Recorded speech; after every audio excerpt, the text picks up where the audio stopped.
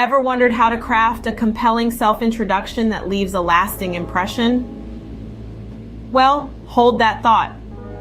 Today, we're diving into the art of introducing oneself. First things first, remember that a self-introduction isn't just a rundown of facts. It's a story, your story. And like any good story, it needs a captivating opening.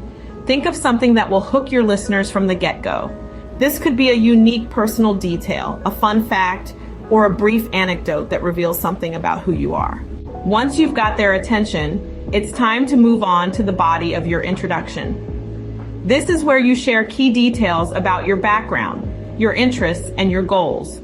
But remember, it's not about listing achievements or reciting your resume.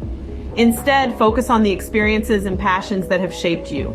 Do you have a love for languages that led you to study linguistics? Or maybe a life-changing travel experience sparked your interest in sustainable tourism? These are the kinds of details that make your introduction personal and memorable. Next, it's important to consider the context in which you're introducing yourself.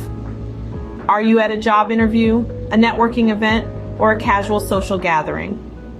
Each scenario requires a slightly different approach. For a professional setting, you might want to highlight relevant skills and experiences. At a social event, on the other hand, it's more about showing your personality and making a human connection. Finally, wrap up your introduction with a strong conclusion.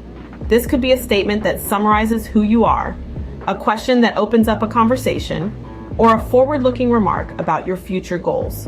Now let's recap. A good self-introduction is like a well-crafted story.